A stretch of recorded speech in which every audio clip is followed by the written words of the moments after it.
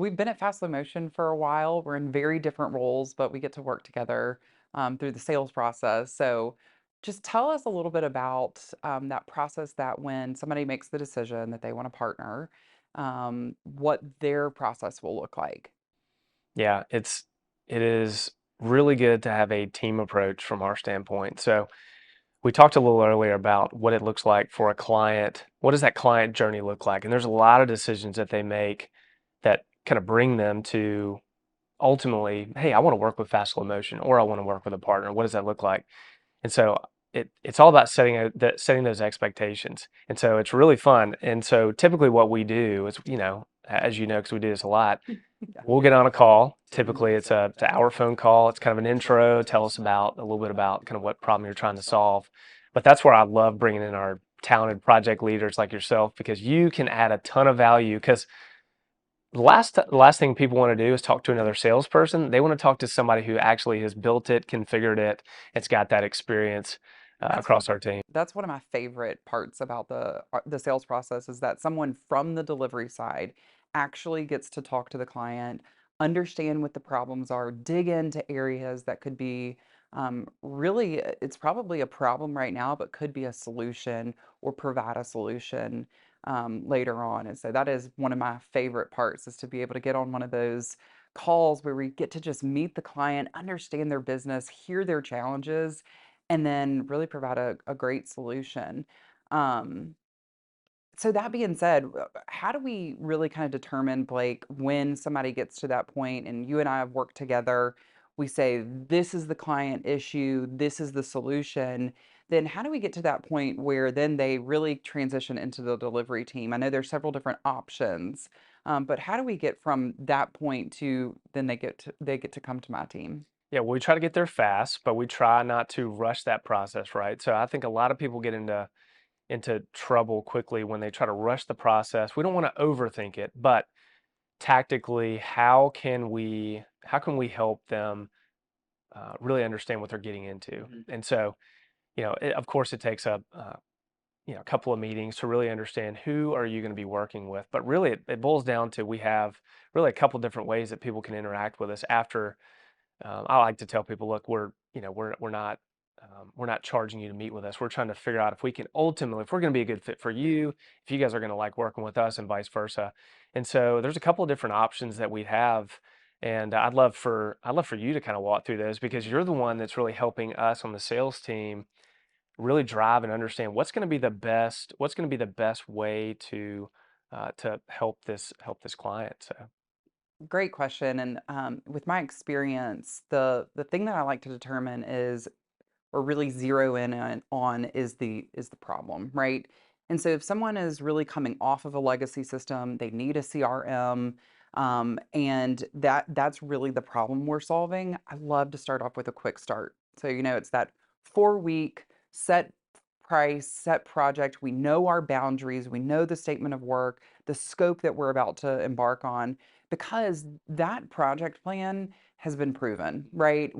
What we do is they see the value really early on in the process, and it's fast and furious. It is, but I'm telling you that the transformation that people see from that first week to the end of the project is massive, and so that's a really fun approach that I like to take is those quick starts, 4 weeks, set boundaries.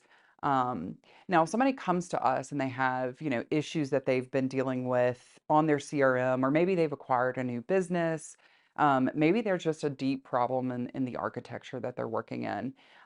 That just takes a little bit of a different approach. And so you and I will work together on figuring out really what the budget looks like, but most importantly, really what's the solution for the client. And sometimes that's going to be a longer kind of engagement, a longer time period. And so that would usually be our consulting as a service model. That's a recurring monthly, usually we start off in about 3 months because I know from all the projects that we've delivered that that's about the time that we need to solve any of the problems that we've seen. Of course, that can vary, and I love to tailor the different approaches to the business need. But really, in general, we start with 3 months, and then there's a renewal process that goes into that. But that just gives us the time and the flexibility within that engagement model to be able to really move in an agile approach, really be able to pivot when we get to a challenge and we all thought, hey, this was really the solution. And then somebody steps in, a different stakeholder, and they go, well, actually, this is really the problem, and this is what we need solved.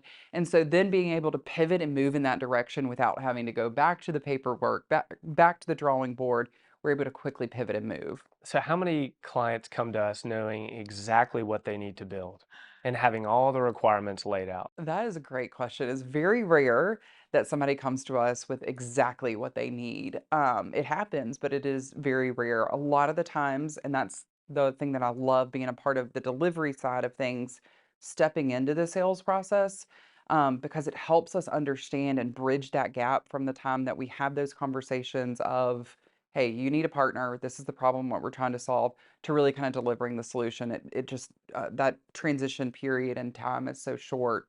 But yeah, to answer your question, it's very rare that we have, an exact statement of work with the true challenge or problem that we're trying to solve from day one. And that's when we lean into that agile process. So how do we do that really well? Like when a client or a prospect comes to us, they've made the decision. We know that we need to invest in a CRM. Mhm. We know we need a partner. Ultimately, how do we help them understand that it's okay that they don't have all those requirements day one? Because I know it's a pretty common thing. We hear this all the time. I think recently on a recent client we were working with, they said, "Hey, we don't know what we don't know." Yeah. So how do we do that? Like, how do we help them in that process? How do we give them? You mentioned agile. Like, Mhm. what specifically what is that, and how does that help a new client with their journey? Really, it starts with defining your objective, really getting, and that's why the sales process, I think at FSM is so good, is that we really try to get to what is the challenge, what is the problem that we're trying to solve, and we really get to the core of that, and that's our north star, right? So with any engagement we do, we from the very get-go try to set really great expectations and try to really define the problem that we're solving. So I think it starts there, and then to your point, over the agile, that process of when we know we want to get here, we just don't know how we want to get there, and that can look different from day one to day 30, is the client weekly meetings that we have. We've done this before, so we kind of know a general framework of where we're going with any type of solution that we're providing. But it really starts with those client meetings where we plan the work and then we work the plan. And so what that means is each week we go into the meeting of, hey guys, this is what we accomplished last week. And this is, we talk about it. We make sure the solution is actually meeting the client's needs. We're getting feedback. We're doing testing right there, showing the prototypes that we build or the solutions that we build. I think that's important because in this process that we do, because we get feedback immediately. It's not like we wait till week 10 and we go, hey, here's your solution, right? So we get that real time feedback each time, and then we plan the work for the next week. So it keeps us moving in the direction without specific requirements. It keeps us moving in that direction to get to the solution. What does it require from a client to have a successful engagement in a project like this? What does it require? Does it take certain people on their team? Does it take certain what sort of expectations do we set tactically that it actually takes when there's a handoff between when we're in the pre-sales process to actually under contract and we hand that seamlessly over to your team? What do they need to Yeah. what do they need to bring to the table? What sort of expectations should they have going into that? Yeah. Um, that change is hard, and it's gonna be okay. We've done it before, That's good. so we're gonna be able to help prevent any of those hiccups. Um, but just knowing that going in and making sure that your stakeholders and your executive sponsors are bought in on the solution from day one. Because that kind of change really happens from the top down, right? And we need everybody bought in, moving in the same direction. I would say also from just like a tactical day to day, make sure they're engaged with every solution that we're providing. It's I always say this on calls. I know you've got a day job, but also it's going to help make that day job easier if you invest the time today. Do your homework, right? Do the user acceptance testing, go through the guides that we've created for you. Invest the time now so that you get the time later. And so there's going to be, a weekly status meeting every week. It's about an hour long. Depending on how large the project is, sometimes if it's a larger undertaking, we'll meet with another group of the stakeholders for a quicker meeting each week. And then expect, some homework each week to go in the system and really start getting your hands wrapped around it. Because I like that approach because then you're asking better questions the next call to then get to even better solution. So you're in the system, you're learning it, you're understanding it, and that just gives you a deeper knowledge to be able to answer, to be able to ask better questions. I like how you use the word invest. Mhm. I specifically use the word invest when people are, if a business owner is coming to us, instead of, yeah, they're like, what is this going to cost? How long is it going to take? And what's the cost? And sure, there's a cost. And we talked about this a little earlier about what are the different types of costs? How do we show them what the ROI is? But it truly is an investment. I love how Mhm. you said the change management piece because there's a change management to every Yeah. single client that we work with, right? Some of them are really, really big shocks to the system, and some are really just um, it's taking all these different cobbled systems together and making a better process. But that takes energy and effort, right? It does. So how do we do that? A lot of the questions that we'll get from folks in the process is like, hey, like you said, I've got a day job. My team Yeah. has a day job. We can, We're busy. yeah, we can handle a couple of hours of work, but how can we, how do we go from the processes that we're in today Yeah. into this new tool that can help us scale our business? I would ask a question sometimes when we do have a lot of work ahead of us, or even work that's kind of unknown, right? We know that solution that we want to get to, but the question that I like to ask during that process is, what's your appetite for change? And what I mean by that is everyone is busy. We all know that. There's different levels of busy, right? And if you know the pace at which the client can actually invest week to week, we can help scale that work that we do alongside you so that we're not getting so far ahead of you that you can't catch up with us. So there's flexibility in the pace that we can run together, so to speak. I like that. I'm curious what you would think. So you've asked kind of a little bit about, um, the client expectations and really what it takes to be a good partner once you've signed, or a good client once you've signed. But tell me about what advice would you give somebody as they're going through the sales process or selecting a partner? I would say go with someone who has experience.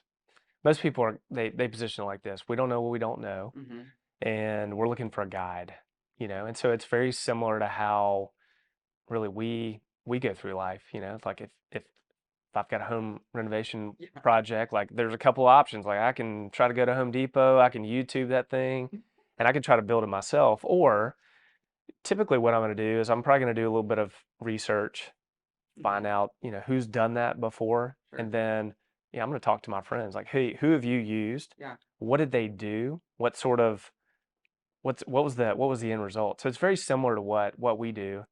And again, folks are looking for that guide. They say things like, "We don't know what we don't know." So that tells me very rarely does someone say, "We are looking for a guide," but they are. And Hmm. how do you become a guide? Yeah. You become a guide from experience, right? I Hmm. mean, you and I can we can go whitewater rafting and we can pretend to be a guide.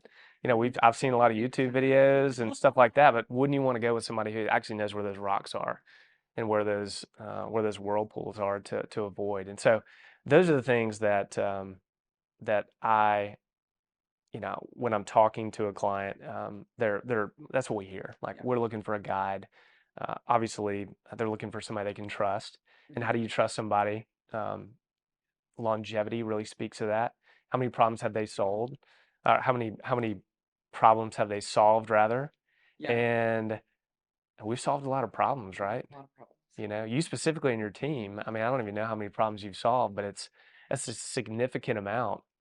because we're not, it's never the same. Right. It's usually never the same industry. We have a lot of industry knowledge. We talked Mhm, about this earlier, where we will pull our resources as a company. I mhm. always tell people, look, you're not just, it's not the Martha and Blake show, right? Yeah, This is, we've got 125 folks on our team, yeah, specific industry experience. And so we're leveraging that when a client comes in with this specific problem, we're looking across our resources to pull in and match that right teammate with the right project leader experience, because we like to keep that consistency throughout, sure.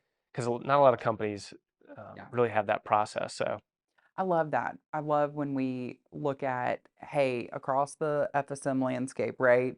Who's got experience in this? Who's done a project like this recently? Because then what it does is it just deepens that knowledge for us to then go in and really solve the problem, right? So we can ask the right questions, we can dig into what the challenges really are, but then we're familiar with it, right? And so that helps us just be able to get to the solution much faster. So talking about speed, this is this comes up consistently, and from fast slow motion standpoint, we say things like we move at the speed of trust. Mm, What does that look like when we're inside of an engagement with a client? How do we move at the speed of trust? You talked about a couple of different engagements that we have.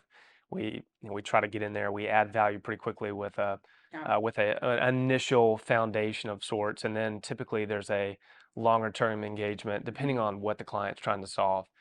What does that mean to you as a project leader? How do we help clients move at the speed of trust? We were talking about this yesterday that, something that really tells something about yourself are the kind of questions that you ask. And of course, we have that phenomenal process, our internal kickoff meeting process that, of course, I'm a part of both the sales and the delivery side of things. So we all get on a call and we discuss where we're going with the project and what was discussed and the objectives during the sales process. So I feel like from day one, the very first, kickoff call with the client, um, I know my team is ready. They're prepped.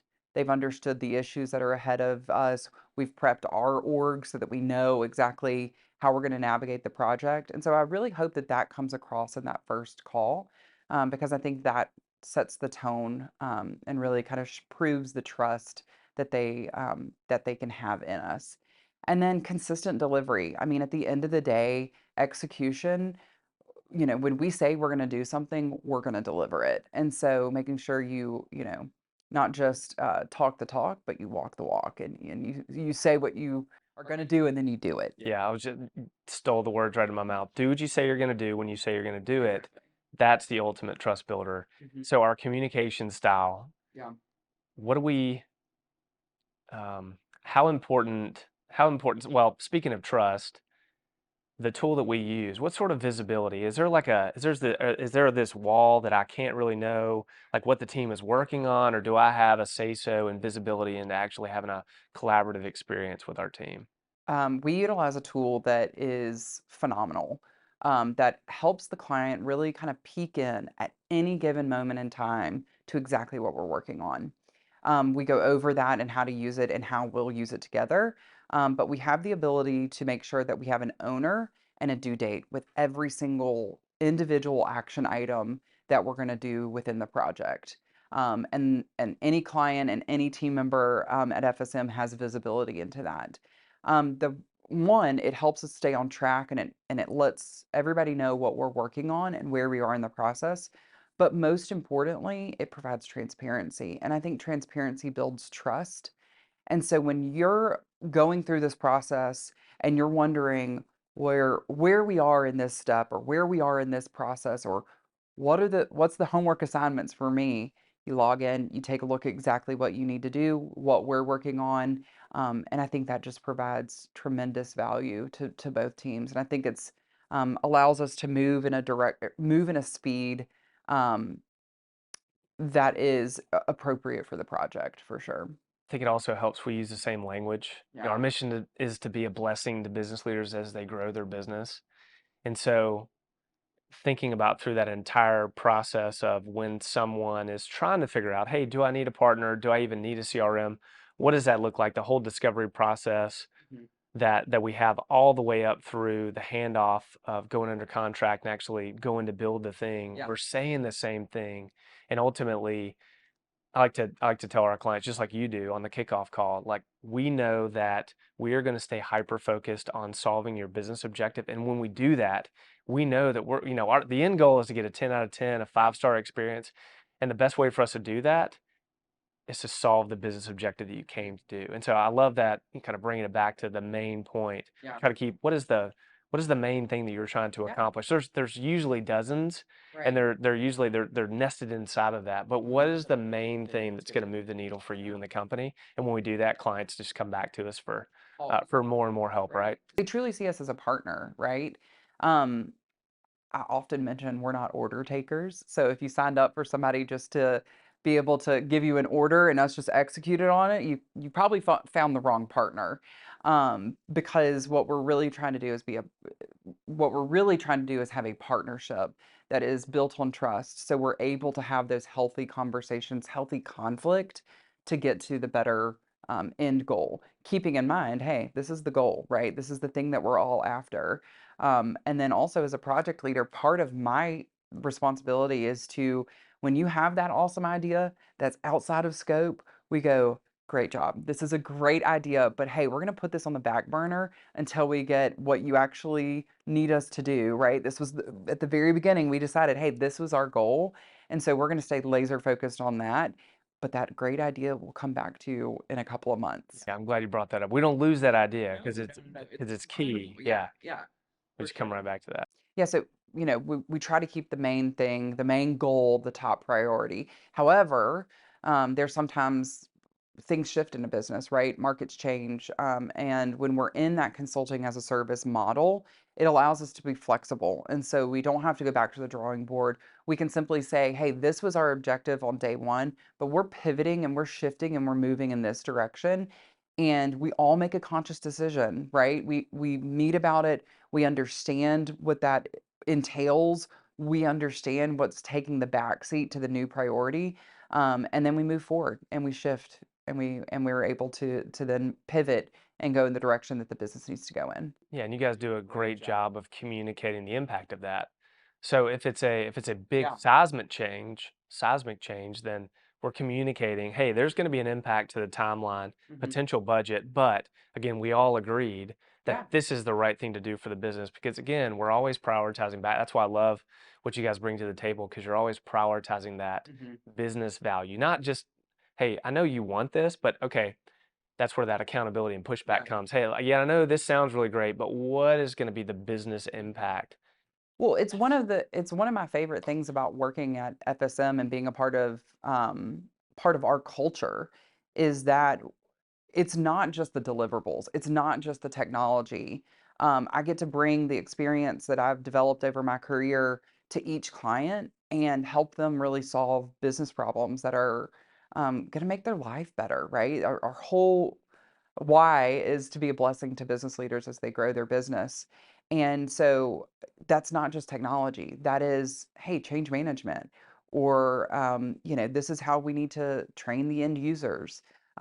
Hey, you guys really wanted this implemented. Let's take it in a smaller piece and just digest it. And so it's really one of my favorite things to do is not only be able to provide the technology solutions, be able to consult on the platforms that we consult on, but most importantly, be able to consult on, hey, this is going to be better for your business because of X, Y, or Z, or this is going to be better for your business because I've seen it work really well over here and be able to apply it to another business. So it really is one of my favorite things is not only being able to consult on the technology, but to really help drive business and business efficiencies and help just overall the operations of a business. Yeah, I agree. I've seen that play out because we're not just platform experts, we're business experts. And Yeah. I think that and we may not know the intricate details of every single business. We talk about that and the expectation. Look, you guys are the experts in your business. We're experts in the tool itself, but also we have a vast amount of business Yeah. acumen that we bring to the table. And when we marry all of those together, good things happen. Totally, absolutely. Yeah, they really do. It's that perfect combination of the technology plus the business experience that a lot of our team members bring to the table. So how do we help our clients get stood up on the tool, get stood up on the platform, and drive adoption across their team? Because there's a lot of, you mentioned earlier, there's a lot of change management that we have to Mhm. help them through because they're going from an existing process that's not working. We're putting a different and better process and platform in place. Tell me a little bit about how we help them drive that adoption. Yeah, it starts really making sure you've got the right players around the table, right? You've got to have the right stakeholders to be able to guide this change. So that's really important on day one. And we always call that out on our project kickoff calls. Every single one is you need to have the right people around the table to make these decisions and to help drive the change, right? But that's not all your end users around the table, right? You just need the stakeholders, the people that are going to help drive the decisions. And so quickly, right after we've got a solution, we're going to bring in a couple of people that I like to call change agents or champions of the change, if you will.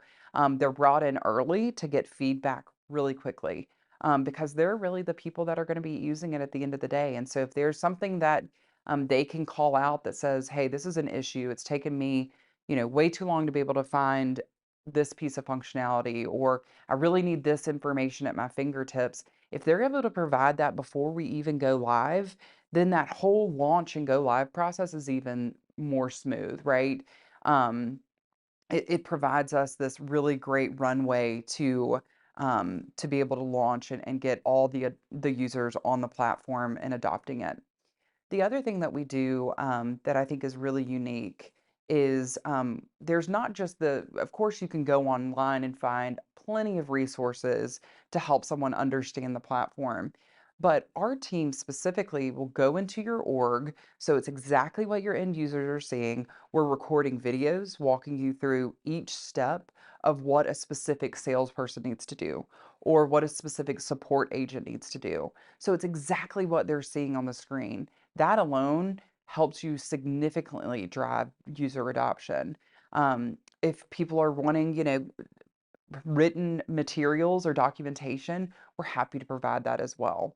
And so what we do is we try to really create a good energy, a good vibe around the launch and support process, and just making people feel as comfortable as possible before that day one on the new system. So if someone's evaluating a partner, Blake, what would you say the ideal, because we want to make sure it's a partnership, a good fit for them as much as it is a good fit for us. What does that look like when you're in the sales process? Really, the focus is if I'm a small or medium business owner, growing business, we work with business owners, as you know, just as much as a director of marketing, Mhm. director of customer support, VP of sales. I mean, those are the folks that are reaching out to us. So I would just encourage them if they're, if they're wherever they are on this journey, reach out to us because we can help them. Again, there's a spectrum from 0 to 10 of, hey, we know that whatever we're doing right now is not going to get us to where we're going. Yeah. Or, hey, I've researched this thing to death and we're on level 10 and Mhm. we know that this is costing us X amount of dollars every day. And the longer we wait, the more it's going to cost and impact our business. So we worked really well with really small, medium, anybody who's growing their business.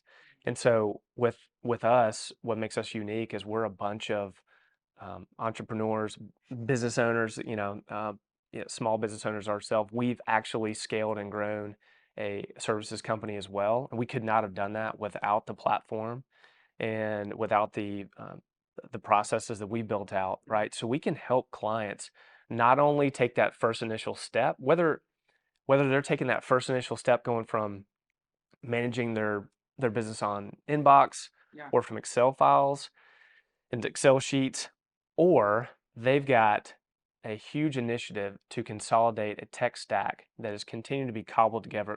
together over time.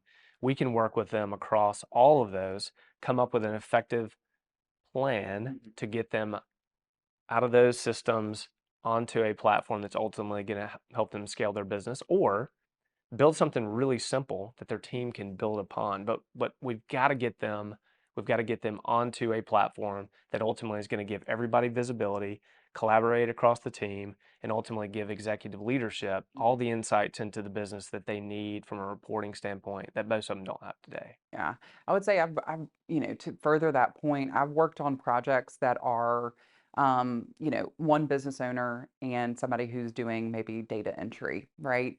And I love that because the impact is so, you can see it immediate when they go from managing something in Excel spreadsheet and email to then actually having a platform to be able to systematically manage their business. So I've run projects like that all the way up to projects that deal with multiple teams across a huge organization where we don't even have access to their production environment. We are simply providing solutions, rolling that into a test environment for them to be able to test and deploy into production. So, multiple development teams, engineers to users. We've done everything in between as well. Yep, like as we work together to find solutions for our clients and really understanding what they need. Generally, what we have are really kind of three different models or three different solutions that we can kind of put together for someone to looking to work with a partner. The very first one is that quick start, right? It's a fixed price, fixed objectives, if you will. We all know kind of as we enter the engagement what the timeline is, the budget is, and the scope of work. So that's anywhere from a quick start to really a fixed price or fixed scope engagement. Another type of project that we really get into, or some of my favorite that I like to work on, are a planning and design engagement. So we do know the timeline and the budget, depending on generally the problem that we're trying to solve. But we spend incredible time understanding the issue and understanding what we're going to actually build.